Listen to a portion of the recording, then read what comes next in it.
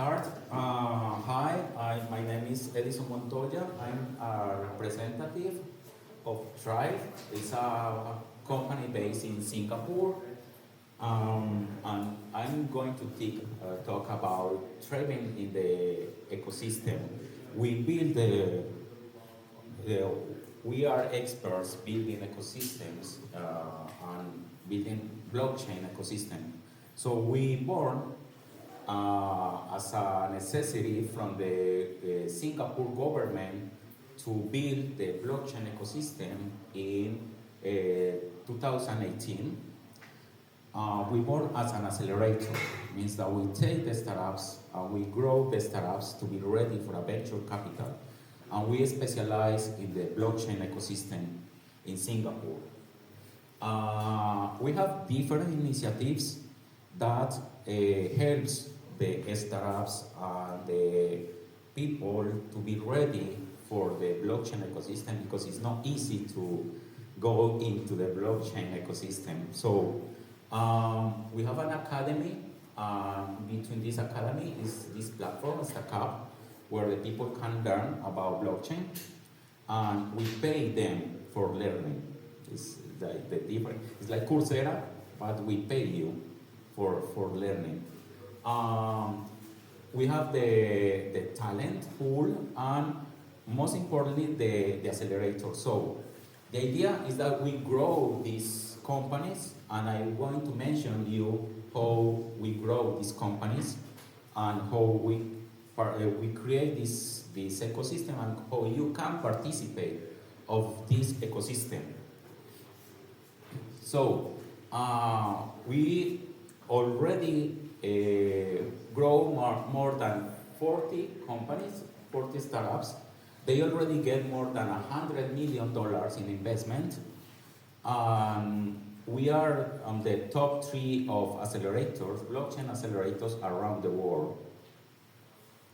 So, how you apply to an accelerator, how you can be ready for a venture capital. So, the idea is that you have a startup where you start to build all these different things, the business model, the product marketing, the strategy, the MVP. So when your startup is ready for an accelerator, and how we can connect you with a venture capital that is going to invest some $1 million in your company. That is the idea. So there is some external company that is going to help you with this part, like the accelerators, like us. Before the accelerator, there is an incubator that helps you to improve your MVP. And when you are starting, the best way to start and that the ecosystem knows you are the hackathons. And in these events, like now that is starting the NearCon, always there is a hackathon. So it's the best way that they can know you in the hackathon. And internally, you can take training to be ready for being part of the ecosystem, or hiring high-skilled people that can help you to grow as fast as possible. So between the external programs, as I mentioned, I will talk about the hackathons in a different way. You have the incubator and the accelerator. So in the incubator is how you make ready your MVP, how you are ready with the ideas and the business model to start growing. So in the accelerator, we help you to grow and be ready for the venture capital. Something that has in common these two are that you have a mentorship of experts, or even the ones that want to invest in you. Always you have training. Sometimes are technicals, mostly has to be with the business model and the documents, be ready for someone that want to invest in you. And most importantly is the networking, the connections with the people that can make it happen. The difference between being ready for an incubator or being ready for an accelerator is the MVP.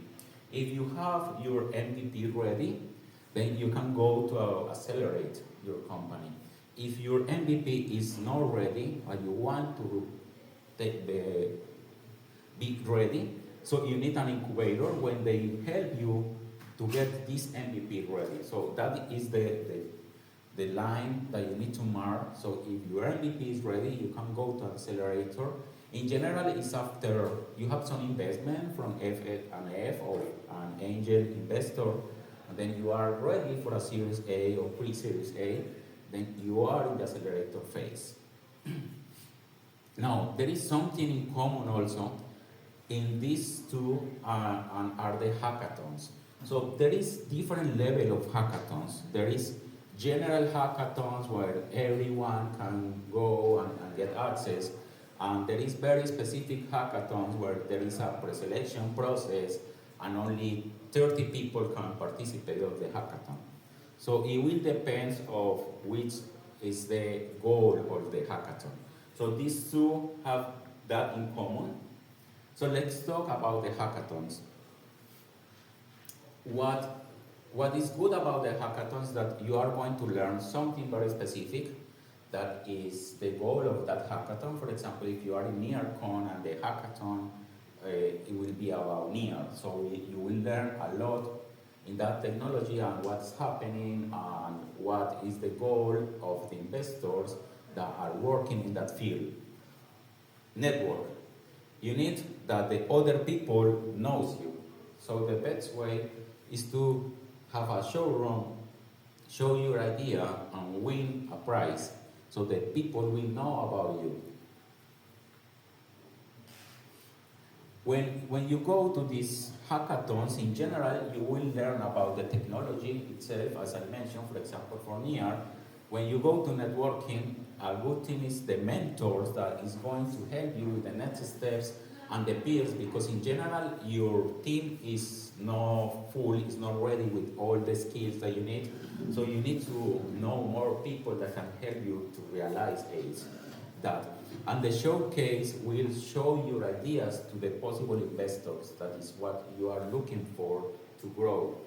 The other thing is that when you have your startup, you are not alone. There is a lot of people that want to help you, especially in the blockchain ecosystem. We are really friendly and we are really open to help all the people. So for the training, there is free courses, learning communities, paid courses. That depends on what you want to learn and the velocity and they have things that are good and bad. For example, the free courses are more structured, the learning communities are unstructured, the paid courses have an accreditation, industry links, communities, so sometimes you need this accreditation, for example, if you are working for a company. The other thing that is hard to get is talent. Especially in this field of blockchain, there is good people working in this field, but we are not many of us. So you always need more people, more talent. The way to get talent is hiring them or sourcing them. There is two things that you need. One is the bait, and the other one is the location. So now we are in a world that many people is working remotely, but it doesn't mean that the people also don't want to move to another place. So the location is one. They can work from their own location. Okay, I love Lisboa, so I will stay in Lisboa, but I can work for a company from Singapore. So you can provide this remote work. It means that the location that is attractive for them is being in the same place where they are. And other ones is that they can move to a really nice place, for example, California, Silicon Valley, because you have an ecosystem that is going to help you with your professionals' goals. So debate, sometimes when you want to move to a company, is the culture, means the internal culture of the company. The remuneration, always you are working for some remuneration. Sometimes it's not just money, especially in the blockchain ecosystem, some tokens or participation of the company. It depends too much on what is your business model. and also a good job description, because when you are looking for talent, you see that the job description is not what you are looking for, or you are looking for an expert in Ethereum of the 10 years old, but Ethereum was not in that time. It's like, okay, who writes this job description? And as I mentioned, the location, sometimes the people want to move because there is a good network for their goals, or the recruiters that they can find easily the people around. So sometimes you will need to take in account these two parts. And that's like an overview of the process that you need for being ready for the acceleration process. And any questions or feedbacks, you are welcome. Thank you.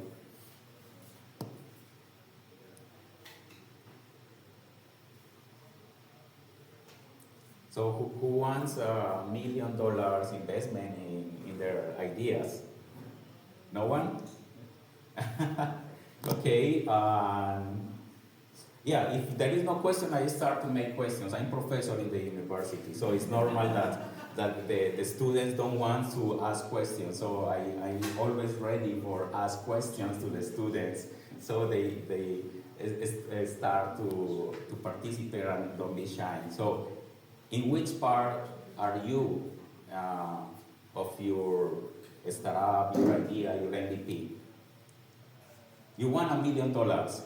You have an idea, or you just want the $1 million? No, I have an idea. Okay, your idea. Community. Uh-huh. And you already have an MVP? Yeah, already. Okay, which is the TRL of the MVP? Do you already measured the TRL, the technology readiness level of the MVP? No. Okay, that's the first step, because that will tell you how ready is the MVP to be public, to be ready for the community to know about the MVP. So one step, for example, maybe your MVP is in the proof of concept, so the TRL will be 2. That is important, because then the investor will know which is your point of advance. Then if you say, okay, I'm in the proof of concept, they will tell you, okay, you need to participate in a hackathon to have at least one functionality ready. But if you already have a functionality, then they can tell you, okay, you can participate in a more advanced hackathon or in an incubator. Someone else wants $1 million? Okay, thank you. Thank you.